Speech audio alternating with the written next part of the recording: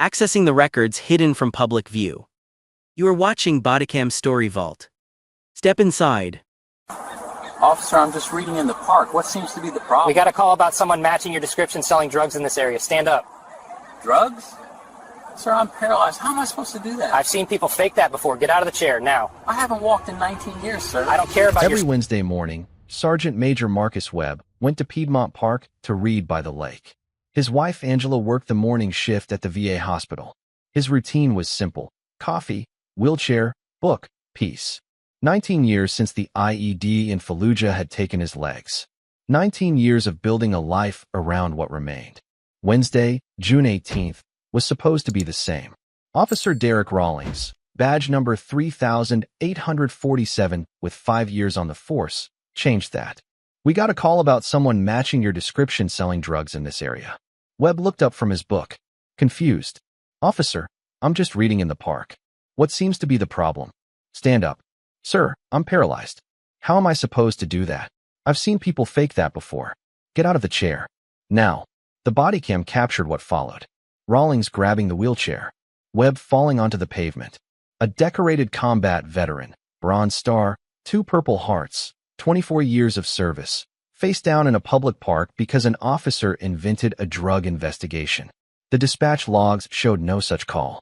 The description Rawlings cited didn't exist. The fabrication unraveled within hours. 12 years federal prison. $20 million settlement. And a Wednesday morning routine that resumed 3 months later. Same park, same bench, same book, because some things can't be taken away. Subscribe to the channel before we continue. Wednesday morning, Piedmont Park, 10:47 a.m. Sergeant Major Marcus Webb rolled his motorized wheelchair along the main pathway toward the lake. The same route he had taken every Wednesday for the past 5 years. His wife Angela was working the morning shift at the VA hospital, the same hospital where they had met 17 years ago, when she was his rehabilitation nurse and he was learning to live without his legs. Wednesday mornings belonged to him. Coffee from the shop on 10th Street. The bench near the water. Whatever book he was reading that week. Today it was a biography of General Colin Powell, a man who had inspired Webb's own military career, a man who had proven what black soldiers could achieve. He parked his wheelchair in his favorite spot near the lake, watched the ducks, opened his book, settled into the quiet. Joggers passed by, some nodding respectfully. Occasionally someone noticed the Purple Heart pin attached to his burgundy Howard University t-shirt and thanked him for his service. He appreciated the normalcy, the dignity of being just another person enjoying a public space. 19 years since Fallujah. The IED had detonated at 0847 local time on March 15, 2006. 3 members of his squad died instantly. Webb had pulled 2 wounded soldiers to cover before the second explosion caught him. He woke up in Landstuhl 3 days later. They told him he would never walk again. He served 5 more years anyway. Administrative roles. Advisory positions. Retired as Command Sergeant Major of the 3rd Infantry Division, the highest enlisted rank achievable. Bronze Star with Valor. 2 Purple Hearts. Legion of Merit. 24 years of service. All of it visible in the way he carried himself, even seated. What he didn't know, on the far side of the park, a woman named Diane Crawford had called 911. 54 years old. Reported a suspicious black man who was lurking and possibly dealing drugs. She was describing someone completely different, a young man in a hoodie on a bicycle. Officer Derek Rawlings received the dispatch, spotted Webb by the lake, decided he matched the description. He approached from behind, cast a shadow over the book. Webb looked up. Some encounters change everything within seconds. Have you ever witnessed a moment where you knew something was about to go wrong? Share your experience in the comments. Officer, I'm just reading in the park. What seems to be the problem? Officer Derek Rawlings. Badge number 3847. 5 years on the Atlanta Police Department. The body cam mounted on his chest was recording.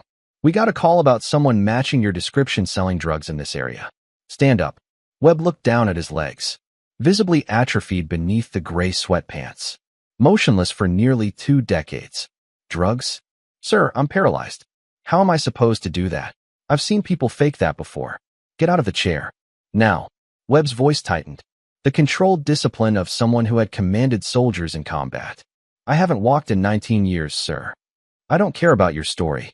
Either you get up, or I'm pulling you out myself. Webb maintained composure despite the threat. 24 years of military discipline. 2 combat deployments where panic meant death. Officer, I am Sergeant Major Marcus Webb, United States Army, retired. I was paralyzed by an IED in Fallujah in 2006.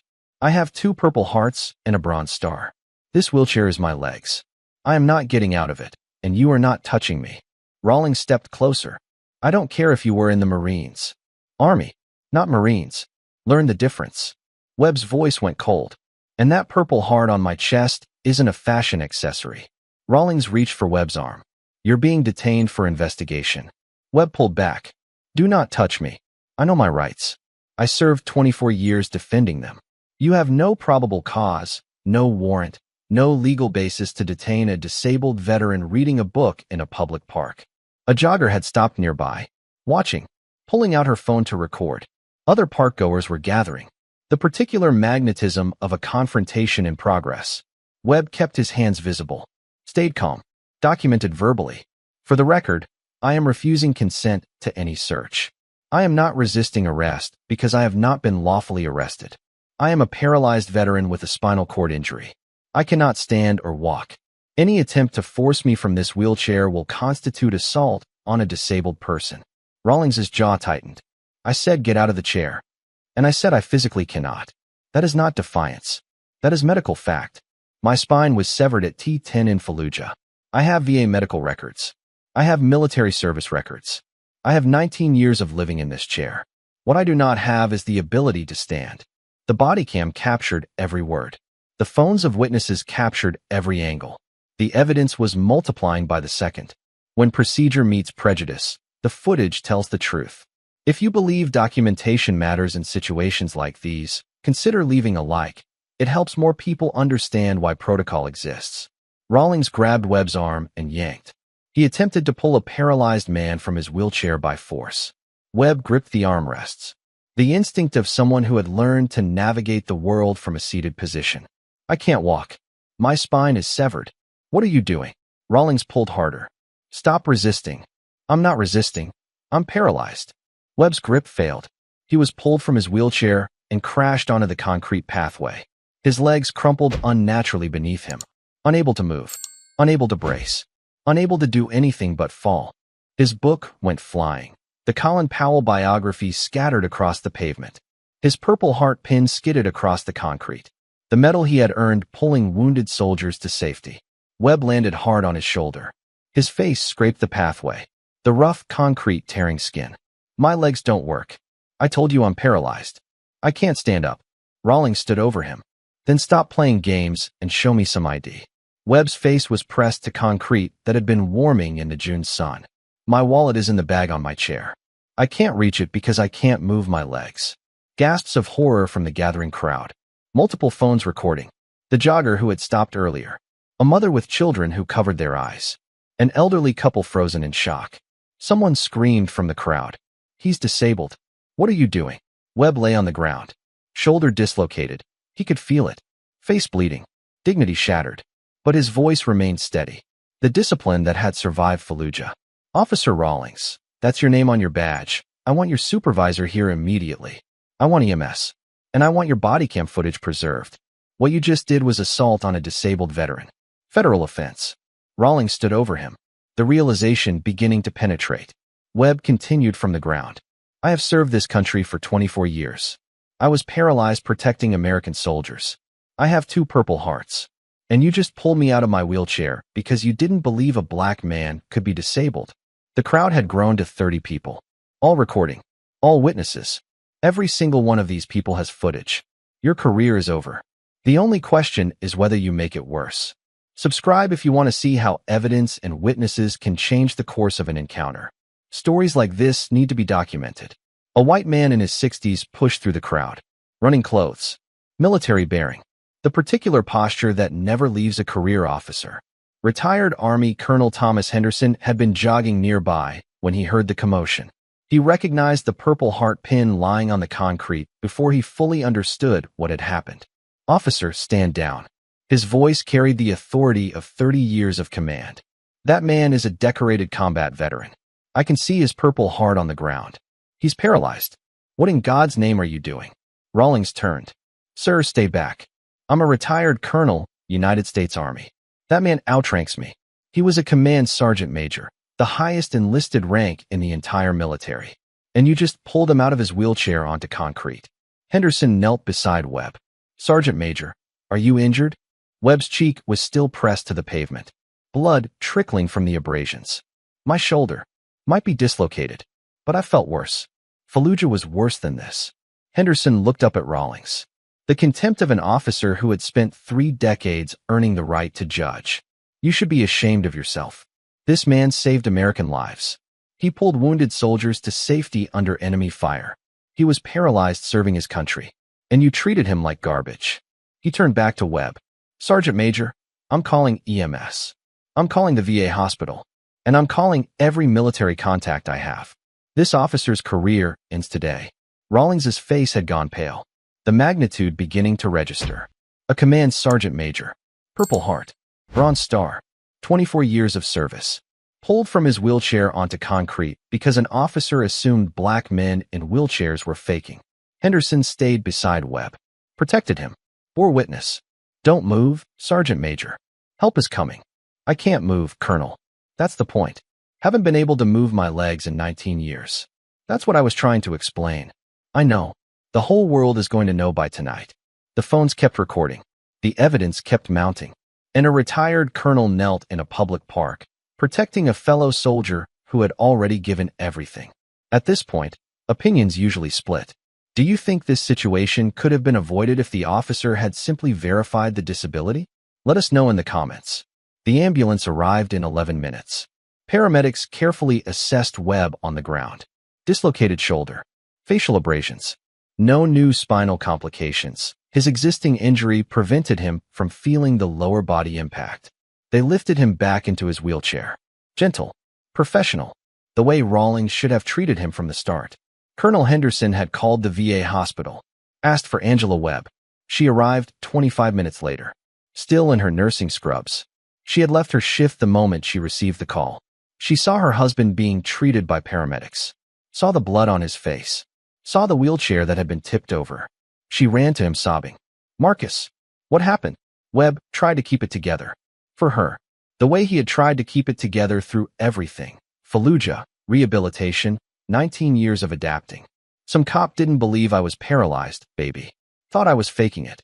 Angela turned on Rawlings. The fury in her eyes made everyone step back. 15 years of nursing wounded veterans. 15 years of seeing what war did to bodies and minds. 15 years of watching her husband rebuild himself from nothing. My husband was paralyzed saving American soldiers in Iraq. He has served this country for 24 years. He can't walk because he was protecting your freedom. She stepped toward Rawlings. He actually retreated, and you pulled him out of his wheelchair. Rawlings had no response, no defense, no explanation that would help. Angela turned back to her husband, held his face, looked at the abrasions. Baby, I'm so sorry. I should have been here. You were at work, taking care of other veterans. You can't be everywhere. This shouldn't have happened. Not to you. Not to anyone. She looked at the crowd, at the phones, at Colonel Henderson, who had stayed through everything. This ends today. I don't care what it takes. This officer is never going to do this to anyone else. Webb held his wife's hand. I know, Angela. I know. The paramedics finished their assessment. Recommended transport for the shoulder. Webb looked at Rawlings one final time. I'll see you in federal court. If accountability and how disabled veterans are treated matters to you, leave a like and share your perspective below. The Bodycam footage and crowd videos went viral within hours. The image of a Purple Heart veteran being pulled from his wheelchair became a national outrage. Viewed 23 million times before the weekend ended. FBI opened a civil rights investigation within 48 hours. Atlanta PD chief held an emergency press conference, apologizing personally and announcing Rawlings's immediate suspension. Military officials from the Pentagon to Fort Benning issued statements condemning the treatment of Sergeant Major Webb. The Army Chief of Staff called it a disgrace to every veteran who has served. The original 911 call was pulled and transcribed. 911, what's your emergency? There's a suspicious black man in Piedmont Park. He's lurking around. I think he might be dealing drugs. Can you describe him? Young. Wearing a hoodie. On a bicycle. Young. Hoodie. Bicycle. Webb was 52. Wearing a Howard University t-shirt. In a wheelchair. The description matched nothing about him. Rawlings had invented the connection entirely. His personnel file revealed the pattern that should have ended his career years earlier. 18 prior complaints of excessive force and racial profiling. All marked unfounded by internal affairs. 3 prior incidents of accusing people of faking disabilities. A woman with cerebral palsy. A man with prosthetic legs. A teenager with muscular dystrophy. All accused of faking. All cleared. All complaints dismissed. Text messages subpoenaed from his phone completed the picture. Love calling out fakers. Makes them prove they're really crippled. But I can make the wheelchair guy stand up. Most of these disabled people are scamming the system. He had targeted Webb specifically to prove a theory. The same theory he had tested on disabled citizens for years. The federal grand jury convened 8 weeks after the incident. Indictments, civil rights violations, assault on a disabled person, assault on a veteran, deprivation of rights under color of law, filing false reports, conduct unbecoming. Officer Derek Rawlings would face trial for pulling a paralyzed combat veteran from his wheelchair onto concrete. When patterns exist in personnel files, they tell a story beyond any single incident. Do you think departments do enough to address repeated complaints? Tell us in the comments. The federal courtroom in Atlanta drew national attention. Military veterans packed the courtroom every day, several in wheelchairs themselves. Solidarity from those who understood what Webb had sacrificed. Sergeant Major Marcus Webb testified on the 4th day. He wore his Army dress uniform, 24 years of service ribbons and decorations displayed. Bronze Star with Valor, 2 Purple Hearts, Legion of Merit. He testified from his wheelchair. I was paralyzed at 29 years old. I spent 2 years learning to live in this chair. I built a life, a family, a sense of dignity. He looked at Rawlings. And Officer Rawlings took all of that away in 30 seconds on a park pathway. He looked at me and saw a black man in a wheelchair who must be faking, must be a criminal, must be worthless. He gestured to the medals on his chest. He didn't see 24 years of service, 3 combat deployments, a Purple Heart, a family who loves me. He saw what his prejudice told him to see. The Bodycam footage played. The jury watched Rawlings approach, watched Webb explain his disability calmly, watched Rawlings grab the wheelchair, watched a decorated veteran fall onto concrete. My legs don't work. I told you I'm paralyzed. Angela Webb testified about finding her husband on the ground. I've worked with wounded veterans for 15 years. I've seen men who lost legs, lost arms, lost their minds to war. Marcus kept his spirit through all of it. Her voice broke. And that officer broke something in him. I'm still trying to help him rebuild. The text messages were displayed. Love calling out fakers. But I can make the wheelchair guy stand up. The defense argued mistake of fact. Good faith. The prosecutor's response was precise. The 911 call described a young man in a hoodie on a bicycle.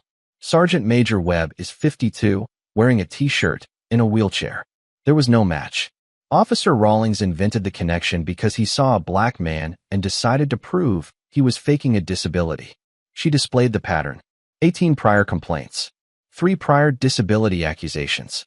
5 years of documented bias never addressed. The jury deliberated 3 hours. Guilty. All counts. Sentencing followed 6 weeks later. Officer Rawlings, you assaulted a decorated combat veteran.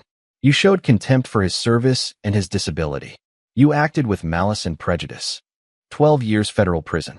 Enhanced for targeting a disabled veteran and pattern of prior conduct. Permanently barred from law enforcement. Subscribe for more cases where evidence exposes what assumptions try to hide. The civil trial followed the criminal conviction. Sergeant Major Webb sued the city of Atlanta for the actions of its officer. The trial lasted 6 days. The evidence was overwhelming. The jury deliberated 4 hours. Verdict, $20 million. One of the largest police brutality verdicts in Georgia history.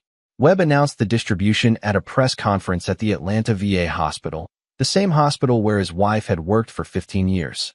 I didn't ask for this money. I asked for accountability. But since it's here, it goes where it belongs. $8 million to the Paralyzed Veterans of America, the organization that had supported Webb through 19 years of adaptation. $5 million to establish the Webb Center for Disabled Veterans at the Atlanta VA, a facility dedicated to rehabilitation and transition services. $4 million to scholarships for children of disabled veterans. Education for families who had sacrificed. $3 million to spinal cord injury research at Shepherd Center in Atlanta. Finding treatments so future soldiers might not face what Webb had faced. I spent 24 years serving this country. 19 of those years, I served from this chair. The money goes to the people who helped me survive it, and to making sure others have better chances than I did. 6 Atlanta PD supervisors who had dismissed prior complaints against Rawlings were disciplined or terminated. The Internal Affairs Division was restructured. The department was placed under DOJ consent decree. 5 years of federal oversight. Comprehensive disability sensitivity training mandated. Georgia's legislature acted within the year. The Webb Act, requiring immediate supervisor notification when any encounter involves a person with visible disability, and establishing criminal penalties for disability-based harassment by law enforcement. The law ensured that what happened in Piedmont Park could never happen the same way again. When reform follows tragedy, the numbers tell the story. Do you think police departments need more training on interacting with disabled individuals? Share your thoughts below. Derek Rawlings began serving his 12-year sentence at a federal facility in Alabama. His appeals were denied. His law enforcement certification was permanently revoked. His pension was forfeited. The 18 prior complaints that had been dismissed were reopened. 7 resulted in additional findings that would have supported termination years earlier. Sergeant Major Marcus Webb returned to Piedmont Park 3 months after the verdict. Same pathway, same spot by the lake, same Wednesday morning routine. This time, he wasn't alone. The mayor of Atlanta was there, the new chief of police, Colonel Henderson, who had intervened that day, and 200 veterans in wheelchairs. They had come from across Georgia, from neighboring states, veterans who had heard the story and wanted to show solidarity. 200 wheelchairs, 200 veterans, all there to read with Sergeant Major Webb. The park had never seen anything like it. Webb rolled to his usual spot, the same spot where Rawlings had pulled him onto concrete, the same view of the lake, the same peaceful morning. But something was different now. A bench had been installed, bronze plaque on the backrest, reserved for Sergeant Major Marcus Webb, who served his country for 24 years and refused to let anyone take his dignity. Webb sat in his wheelchair beside the bench, opened his book, the Colin Powell biography, finally finished and replaced with a new one. The mayor spoke briefly. The chief apologized publicly. Colonel Henderson said a few words about service and sacrifice. Then everyone fell silent. 200 veterans, reading in a park, proving that dignity couldn't be taken, only defended. The case file remains in federal databases. Case number 2025 CR 02847. Subject: civil rights violations, assault on disabled person, assault on veteran, deprivation of rights under color of law, filing false reports. Location: Piedmont Park, Atlanta, Georgia. Outcome: conviction, 12 years federal prison, $20 million settlement. Statewide legislation. Institutional reform. Principle established. Wheelchairs don't diminish worth. Service doesn't expire. Disabilities aren't performances. And some Wednesday mornings are worth defending, no matter what it costs. Sergeant Major Marcus Webb proved that principle the only way available. By sitting in his park, by reading his book, by refusing to let one officer's bias define his life, by returning to the same spot, surrounded by 200 brothers and sisters who understood what service really meant. The bench is still there. The plaque tells the story. And every Wednesday morning, a decorated veteran returns to read by the lake. Same routine, same dignity, unbroken. Subscribe for more stories examining service, sacrifice, and the real impact of decisions made in moments like this. Every file uncovers a mystery. We appreciate your time. Subscribe to explore the hidden vault.